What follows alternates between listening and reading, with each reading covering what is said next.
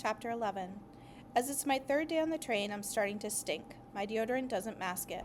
If I was alone on the train, it wouldn't bother me so much. I go to see Neil at the snack bar and stand at a safe distance out of smelling range. So how do people take showers on the train? He smiles. I take that as not a good sign. In coach, they take them before they get on and after they get off. I nod as if it sounds reasonable, though it doesn't. I look at my not very clean fingernails while I wait to hear better news from him. You might do the old-fashioned cat wash. Doesn't that end with me coughing up a fur ball? He smiles again. Ha! Hilarious, but no. It's where you stand in the bathroom and use a series of wet paper towels and dry paper towels to strategically freshen up. It can make you feel a lot better. I walk away feeling skeptical and less enthusiastic. I go into one of the bathrooms that has extra space where you can change a baby without worrying about dropping it in the abyss, and there's a little place you can sit when you aren't actually making skin contact with something that you pee into. Starting with a handful of soggy paper towels and a stack of dry paper towels, I sit on the cushiony seat and take off one shoe, wash and dry my foot, then slip my shoe back on and repeat with the other foot. I get new soggy paper towels and work my way up inside my clothes, washing and drying until I am under my arms and behind my ears.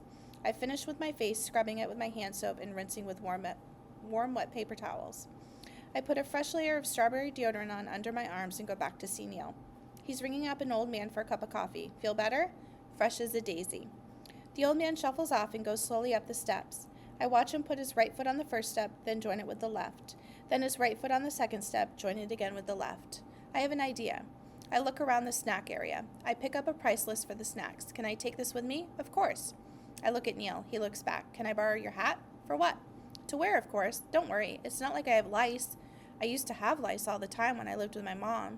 She said it didn't mean we were poor and there wasn't anything to be ashamed of, but we were poor, and I was ashamed of that and having lice.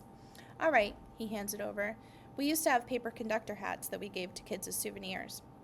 This is better, I put it on. How do I look? He tilts his head, very official, and the prettiest Amtrak employee ever. I smile. Thanks. I see a cheap ballpoint pen on his counter and reach for it while I watch his eyes. Then I run up the stairs. Making my way through the coach cars, some of the passengers are still sleeping. Some have masks over their eyes, and they're curled up in all sorts of creative positions. Sometimes their arms or legs are sticking out of the aisle, and I have to watch out for them when I walk past. Dorothea is sleeping too, which is perfect. She's sleeping in her seat with her head tilted back and her mouth open, a mask over her eyes. She looks like Zorro. She snores like a sawmill. Finally, I'm in the last car at the back. It's the farthest point from the snack bar on the whole train.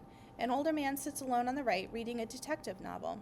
Can I get you anything from the snack bar? I try to sound cheerful and confident. He looks up, smirks, then looks back at his novel. What do you got to eat? Someone says. I look at the left, where a college-age guy wearing a backward baseball cap sits. Here's the price list. I hand it to him. He looks over. Bro, $5 for donut holes? They better be good. Bro, our donut holes are exquisite culinary experience. They've been called the gems of the snack counter. He reaches for his wallet and hands me a $5. I take the cap off the pen and write donut holes on the palm of my hand. I smile, bow, then turn away. I hurry downstairs to Neil. Back so soon? I grab a container of donut holes and set them before him, smiling. I hand him the $5. Enjoy, he says. I hurry back to the end of the last coach, where the guy with the backward baseball cap is playing a video game on his phone. Here you are, sir. I hold them in offering. Awesome. Just put them down there. I put them on the empty seat next to him. He's continually playing his video game. There is no charge for my service, and tips are entirely voluntary. Great. I watch him for a moment. His phone is making a disgusting noise like a video game character is eating something gloppy. Tips are considered in good taste, but not mandatory. He ignores me.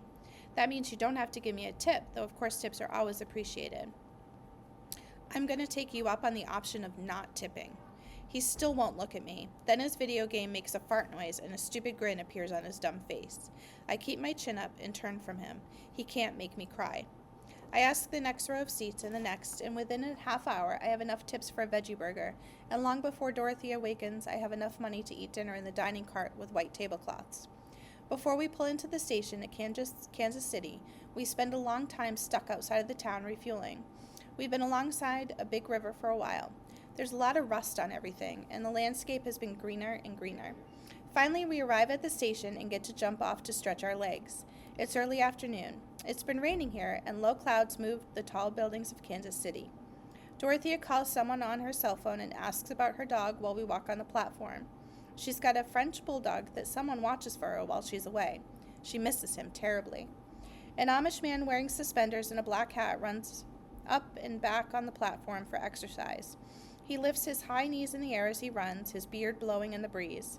Dorothy and I watch him and smile at each other. I look for Neil, but we don't see him. I think that maybe he's found somewhere else to smoke, so I won't see him. After a while, the horn blows, and the passengers who have gotten off to stretch their legs turn back toward the train. Dorothea watches me as I watch them all leave the outside air, the breeze, the filtered sunlight, the Kansas City skyline, back up the yellow step to the carpeted aisle, the seats and the windows with the view of the rolls by like a traveling documentary. I take one last deep breath of fresh air before climbing back aboard. Dorothea follows me, picks up the stowaway in the yellow step, and the train begins to pull forward, pushing the continent behind us.